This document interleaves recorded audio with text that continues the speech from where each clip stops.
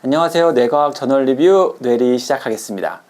오늘 또 나와주셨어요. 네. 자기소개 한번 부탁드릴게요. 네, 안녕하세요. 저는 카이스트 레인지과학과 석사과정생으로 있는 최호영 학생이라고 합니다. 네. 오늘은 네이처 논문입니다. 네, 맞습니다. 어떤 논문인지 2분 요약 한번 부탁드릴게요. 네. 오늘 제가 소개해드릴 논문은 한마디로 마우스의 뇌지도에 대해서 연구를 한 논문인데요. 기존의 마우스의 뇌지도는 해부학적 구조를 갖고 사람들이 직접 네이밍을 해서 분류하는 뇌지도가 기존에 이미 알려져 있었습니다. 하지만 이 논문에서는 이런 해부학적 구조가 아닌 실질적으로 이런 뉴런, 세포에서 발현하고 있는 그 유전자, 발현하고 유전자는 한마디로 mRNA 형태로 나오게 될 텐데, 이런 세포에서 mRNA를 분석을 해서 이걸 근거로 해서 이제 클러스터링 셀들을 나눈, 그래서 뇌지도를 이런 발현한 유전자를 토대로 구성한 그런 논문이 되겠습니다.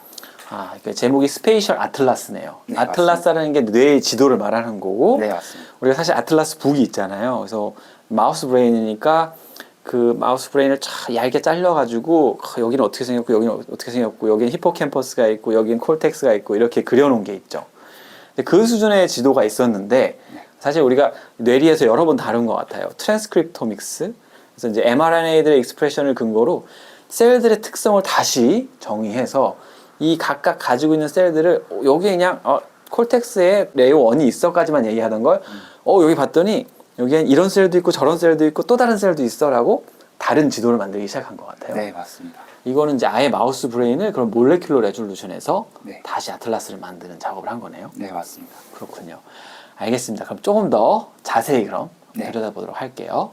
네, 그래서 이 논문은 그 MIT와 그 하버드 대학에서 공동 연구를 진행을 했고요. 네, 데이터를 하나씩 살펴보도록 하겠습니다. 그래서 한마디로 이 방법, 이 기술에 대해서 설명을 드리자면은 기존에 했던 싱글셀 RNA 시퀀싱, 이 방법은 하나의 세포에서 발현하고 있는 mRNA들을 전수조사를 통해서 과연 어떤 유전자들이 실제적으로 발현하고 있는지를 밝히는 그런 기술이 되겠는데요.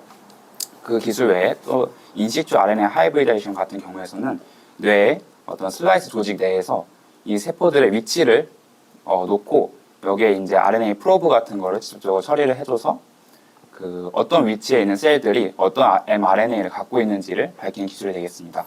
그러니까 싱글셀 RNA 시퀀싱 할 때는 이제 뇌의 구조가 망가지죠. 네, 맞습니다. 커넥션도 깨지고 그래서 셀 하나씩 하나씩 뽑은 다음에 얘를 가지고 시퀀싱을 했었는데 네, 맞습니다. 그러니까 얘에 대한 그 mRNA 정보는 잘 알 수 있지만 많이 알 수 있지만 이게 어디에 있었고 뭐 커넥션 어떻게 알 수가 없고 네.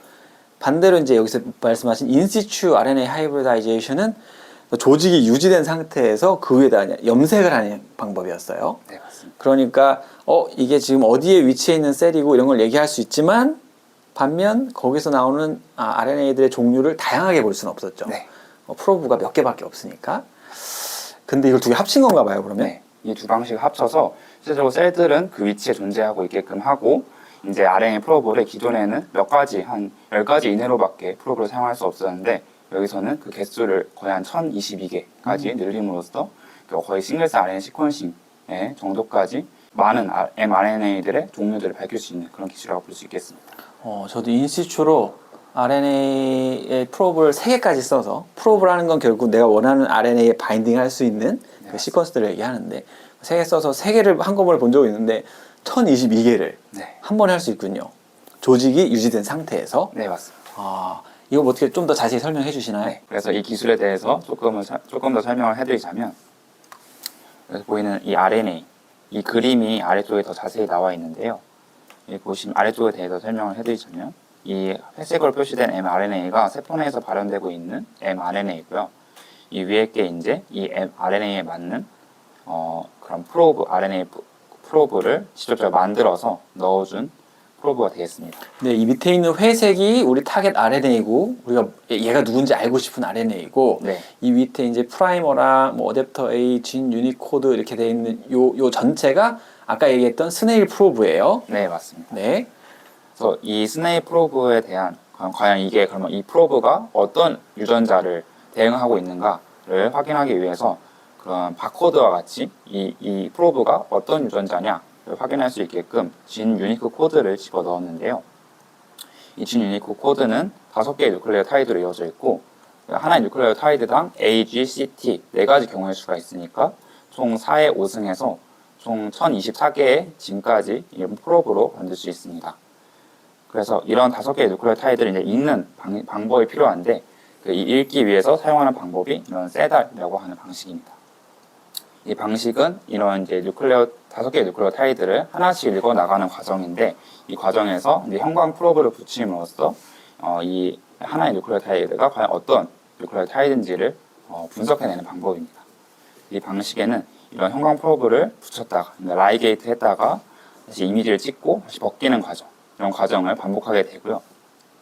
이런 과정을 한 몇 사이클을 반복하게 되면은 이 5개의 뉴클레오타이드에서 어떤 뉴클레오타이드를 포함하고 있는지를 알 수 있게 됩니다. 네.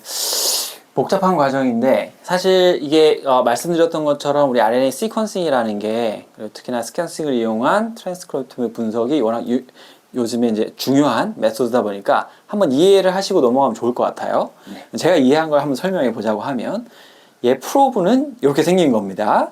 스네일 프로브라고 하고 RNA는 지금 셀 안에 들어있어요. RNA는 AGTC가 아니라 AGUC 이제 시퀀스를 가지고 있죠. 네. 뉴클레오타이드에.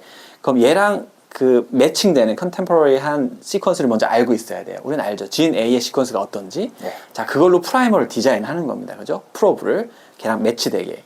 근데 그 프로브에는 2가지 파트가 중요하게 있네요. 여기에는 그 프로브를 통해서 새로운 cDNA를 합성할 수 있는 구조가 있고 뭔가를 합성할 거예요. 그걸로. 그거보다 더 중요한 건 여기 진 유닉 코드라는 게 있어요. 내가 진 A에 대해 맞는 진 A에 대한 시퀀스는 여기에 유니크한 시퀀스 코드를 따로 만들어 놓은 거예요. 예를 들면 뭐 AACGT라고 합시다. 이거는 진 A에 대해서 맞춰놨고 진 B는 ACGGT 그건 여러 가지 만들 수 있겠죠. 네. 그렇다고 하면 여기에 있는 5개의 시퀀스로 몇 개의 코드를 만들 수 있죠? 총 1024개까지 코드를 만들 수 있습니다. 그렇죠. 4의 5제곱이 되나요? 네. 네. 그러니까 이제 1024개까지 만들 수 있어서 여기 총 1020개가 넘는 진을 타겟팅 할 수 있는 거예요. 우리는 바코드를 1000개 넘게 갖고 있는 겁니다. 네. 자, 그러면 이걸 막 섞는 거네요. 이제 1000개가 되어 있는 요 디자인인데 각기 다른 바코드를 가지고 있는 네. 진 타겟과 그리고 사실 G는 1000개보다 훨씬 많이 있기 때문에 이건 라이브러리라고 해서 우리가 선택을 미리 하는 거죠. 네.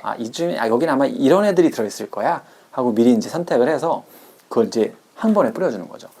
그럼 이제 요 프로브가 가서 내가 원하는 타겟 RNA에 자기랑 매칭되는 것에 각각 가서 붙을 거란 말이죠.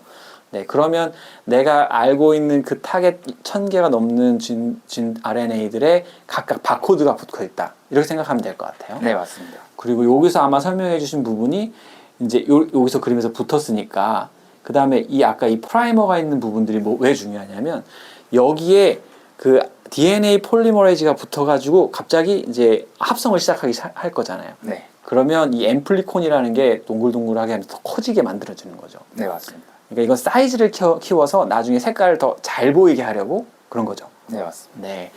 그렇게 이제 붙이고, 자, 그러면 이제 바코드를 붙여놨으니까, 바코드, 지금 1000개가 넘는 바코드마다, 바코드는 AACGT 같은 시퀀스로 되어 있기 때문에 우리 눈에 보이지 않아서 이 시퀀스를 읽어야 우리가 이제 알 수 있게 되는 거죠. 네. 그래서 이 시퀀스를 읽는 과정이 이제 이 세달이라는 다른 프로브를 붙여서 하는 과정이에요. 네. 그래서 여기 이걸 자세히 보시면 나중에 아시겠지만 2개의 시퀀스에 하나의 색깔을 붙일 수 있는 형태가 되어 있어가지고 이걸 몇 번 반복하면 이 5개의 시퀀스를 읽을 수 있게 되는 거죠. 네, 색깔을 맞습니다. 여러 번 찍어서 그 과정이 이제 여기 그려져 있는 거예요. 네. 현미경으로 보는.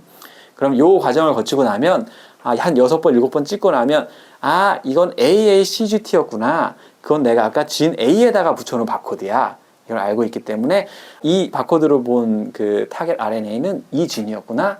이렇게 알게 되는 거죠. 네, 맞습니다. 네, 그렇게 해서 이걸 이제 스타맵 플러스 앤 클러스터 맵 이렇게 부르는 건가요? 스타맵 플러스라는 기술로 불리고 있습니다. 그렇군요. 네, 앞으로도 아마도 이런 종류의 그 방법론을 자주 접하게 될 것 같습니다. 그러면 우리가 가지고 있는 샘플에 셀들마다 얘가 갖고 있는 RNA는 어떤 것들이 있어 적어도 한 1000개 이상 알아낼 수 있는 좋은 기술인 것 같습니다. 네.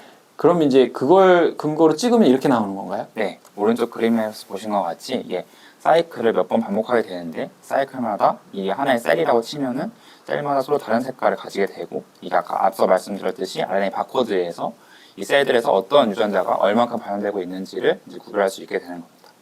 그래서 여기 보시면은 이런 분석 과정을 통해서 과연 어느 위치, 어느 좌표에서 어느 유전자가 발현되고 있는지를 라벨링 할 수 있게 되고 그래서 또 클러스터 맵이라는 기술을 통해서 이 세포를 구획화하는 기술인데요. 클러스터 맵은 이 클러스터 맵을 통해서 이 세포를 구획화하게 되고 결국은 이런 셀 하나에서 어떤 유전자들이 얼만큼 발현하고 있는지 그런 발현도의 세기를 그 값으로 이제 표현할 수 있는 이런 매트릭스가 형성되게 되는 겁니다. 그렇군요. 그래서 여기서 보시면 이제 최종 결과로 1번 셀에서는 네. 여기서 보면 야 이게 1번 셀이다 딱 그랬다고 하면 네. 1번 셀에는 요 색깔해지는 여기에 이제 진이 이제 1000개가 네. 나오겠죠. 유전자입니다. 각 유전자가 나오면 얘는 적게 있고 얘는 많이 있고 그 레벨들을 각기 특정할 수 있게 되는 거군요. 네, 맞습니다. 알겠습니다.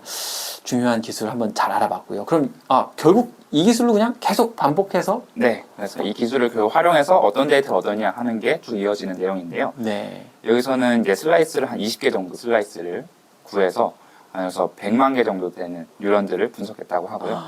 뉴런 100만 개의 시퀀싱을 한 거예요. 네, 맞습니다. 네. 그래서 이런 100만 개 뉴런들, 셀들을 이제 2,000개 이런 셀 타입으로 나눠서 분석을 한 그런 논문이 되겠습니다. 그래서 보시면은 이 20개 슬라이드는 3개는 세지탈 방향으로 잘라서 봤고요. 17개는 코로날 섹션으로 잘라서 봤습니다. 그래서 이런 밝혀진 셀에서 발현되고 있는 유전자에 따라서 얘를 클러스터링 방식을 통해서 셀들을 이제 카테고리를 나눴고요. 그렇게 했을 때 이런 나눠지는 셀 타입의 경우에는 총 26개의 메인 타입을 나눠줬는데 여기 보시면은 이거 같은 경우는 올팩터리, 이니비터리 셀 타입이고요. 여기 보시면은 또 글리아 셀 중 하나인 아이스트로사이트 또 이렇게 셀 타입으로 구분된 것을 볼 수 있습니다. 이분들이 이제 어떤 영역이었는지 뭐 이런 것도 특정을 하나요? 네. 구분된 셀들이 네. 구조를 알고 있으니까. 네, 구조를 알고 있으니까. 네. 그래서 이제 RNA 하나의 셀이 갖고 있는 이제 1000개 이상의 유전자들을 쭉 분석을 해봤더니 뭐 어떤 유전자들을 많이 갖고 있는 애들끼리 따로따로 이렇게 뭉쳐지더라. 네. 그래서 얘는 이런 종류의 셀이야. 우리가 마치 이제 성격을 MBTI로 정하듯이 얘는 INTP야. 이런 개념으로 이제 1000개의 유전자를 가지고 정해주는 거네요. 네, 맞습니다. 정확합니다. 그렇게 정했더니 여기 이 정도의 이 사람들의 이제 분석 수준에서는 요 정도의 다른 종류의 셀들을 구분해낼 수 있었다. 네, 맞습니다. 그런 얘기가 되겠군요. 네, 그래서 총 26개의 메인 타입은 한 13개의 뉴런을 타입, 7개의 글라이얼 타입, 2개의 이뮤인 셀 타입, 4개의 베스큘러 셀 클러스터를 묶었습니다. 네. 이렇게 묶었지만 사실은 또 이 분석을 어떻게 하느냐에 따라서 네. 훨씬 다른 더 디테일한 어떤 구분도 가능할 거라는 생각이 드네요. 예를 들면 뭐 이 하나의 클러스터 안에서도 사실은 또 다른 종류의 애들이 네, 있었다. 더 세분하게도 나눌 수 있을 것 이렇게 같습니다. 얘기해 볼 수도 있겠고. 네. 그래서 그거에 대해서 네이밍을 여기서 붙이는 방식에 대해서 조금 설명을 해드리자면 이 앞에 붙어 있는 네이밍이 이제 셀 타입에 대한 네이밍이고요. 그 뒤에는 이제 셀 타입을 더 세분하게 나눈다면 더 어떻게 나눠질까를 분석을 해서 이미 그게 있군요, 여기에. 네, 그래서 이거에 대한 서브 클러스터를 또 추가로 나눴습니다. 그리고 이런 서브 클러스터는 주로 어떤 진들을 주로 발현하고 있는가 그런 진 리스트, 마커진 리스트들을 이렇게 몇 개만 표시를 해놨고요.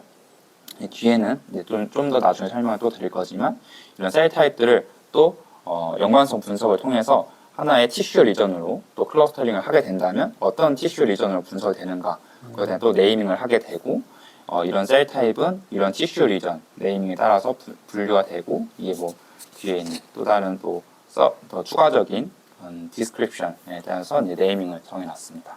그렇군요. 우리가 MBTI 할 때는 4개의 카테고리로 사람을 16가지 만들지만 이 1000개가 넘는 유전자를 가지고 카테고리를 만들기 때문에 굉장히 다양한 그 클러스터들이 나올 수 있을 것 같아요. 네. 그래서 여기서는 이제 셀 타입에 대해서 나눈 방식을 보여드린 거고요. 이게 보시면 실질적인 데이터 자료인데요. 그 20개의 슬라이스에 대해서 서로 다른 셀 타입에 대해서 이제 서로 다른 색깔로 표시를 해놨는데 실제 보면 올팩터리 볼로 같은 데는 비슷한 셀 타입들이 뭉쳐져 있는 것을 볼 수 있고 뭐 콜텍스나 뭐 하이포탈라무스 또는 세레벨럼 같은 경우에서 서로 같은 종류의 셀 타입, 분류된 셀 타입들이 분포하고 있는 것을 확인하실 수 있습니다. 그 다음은 이제 아까 말씀드렸던 티슈 리전을 어떻게 분석했냐 하는 방식인데요. 이거는 각각의 이제 정해진 셀 타입이 있겠죠. 이 셀 타입이 그 1022개의 진에 대해서 어떤 정도의 진을 얼만큼 발현하고 있는가를 하나의 벡터로서 표현할 수 있을 텐데, 이런 셀 타입과 셀 타입 간의 이제 벡터를 얼만큼 연관성 있냐, 연관성을 갖고 있냐, 이런 분석을 통해서 또 다른 클러스터링 방식을 사용해서 분류를 했습니다. 그래서 여기 보시면 왼쪽에 있는 그림이 그런 클러스터링 방식을 통해서 이제 티슈 리전을 분류한 데이터고요. 이제 이거를 기존에 알려져 있던 아나토미컬한 아틀라스를 갖고 이제 이를 더 네이밍, 어노테이션 하는데 활용을 했습니다. 네, 여기서 이제 사실 보시면 이 오른쪽에서 보는 게 저희가 이제 컨벤셔널하게 쭉 지금까지 봐왔던 아틀라스 맵이에요. 사실 이 맵을 그릴 때 어떻게 하냐면 니슬 스테인이라는 한 가지 방식으로 스테이닝을 하는 겁니다. 그러면 자세히 보면 여긴 좀 약간 흐리고 여긴 약간 진하고 여기 뭔가 동그랗게 뭉쳐 있는 것 같고 이게 살짝 흐리게 보인단 말이죠. 그걸 그냥 사람들이 눈으로 보고 얘 약간 모양이 다르니까 이름을 다르게 짓자 하고 뉴클리어스를 사실 나누는 거예요. 그러니까 사실 그게 어떤 펑셔널을 하는지 어떤 특성을 가진 셀인지에 대한 정보는 전혀 없었는데 사실 그럼에도 불구하고 이렇게 잘 나눠놓긴 했어요. 근데 이제 여기에 하나의 뉴클리어스 안에도 예를 들면 히포캠퍼스다 하면 그 안에도 이제 보시는 것처럼 각기 다른 색깔의 클러스터의 뉴런들이 이제 잡히는 거죠. 그러면 더욱 자세하게 얘들이 가지고 있는 진 익스프레션 패턴까지가 투영된 아틀라스가 만들어진 거죠. 네, 맞습니다. 그래서 여기서 다양한 티슈 리전을 또 나누고 그거에 대한 또 서브 타입들을 분류를 해서 이렇게 구분을 지었습니다. 네. 그래서 이런 기술을 통해서 과연 기존에 밝혀진 아나토미컬한 아틀라스에 대해서 또 다른 추가적인 정보를 얻을 수 있냐 봤을 때 A 그래프를 보시면은 기존에 이제 여기 초록색 나온 부분이 기존에 밝혀진 아나토미컬한 구조를 갖고 본 아틀라스인데요. 우리가 원래 알고 있는 건 저 정도 수준이었는데 여기서 보시면 레이어, 퀄리티컬 영역에서 레이어 2와 3가 이렇게 하나로 표시되어 있는 걸 볼 수 있는데 여기서 밝힌 유전자 분석을 통한 이제 티슈 리전에 따르면은 레이어 2와 3은 이런 CTX-A4라고 표시된 영역과 CTX-A3라고 표시된 영역으로 나눠지는 것을 볼 수 있습니다. 이 레이어 기존에 있던 레이어도 더 자세한 레이어로 나눠지는. 네.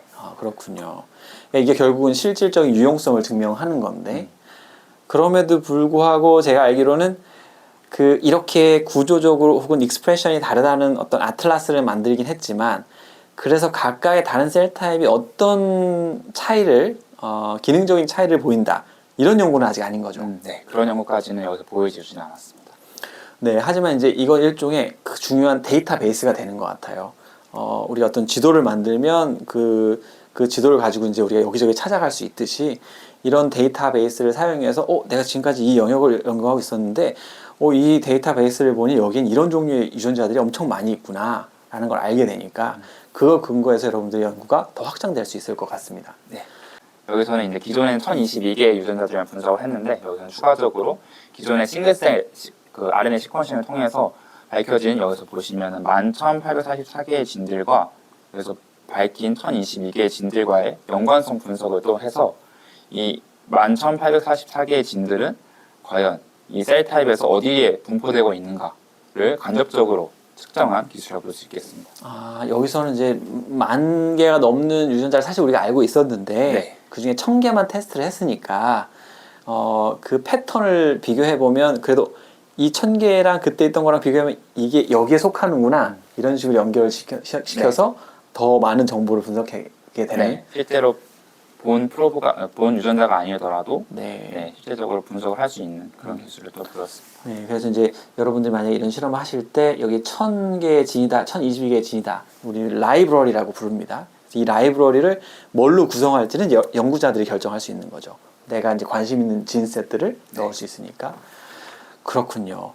알겠습니다. 오늘 사실 이제 우리가 이런 싱글 뉴런에서 하는 어떤 인시추 RNA 시퀀싱 분석에 대해서 요즘에 많은 논문들이 나오고 있는데 특히나 이제 그 한 예로서 좋은 논문을 보고 방법을 좀 더 이해할 수 있는 시간이 됐던 것 같아요.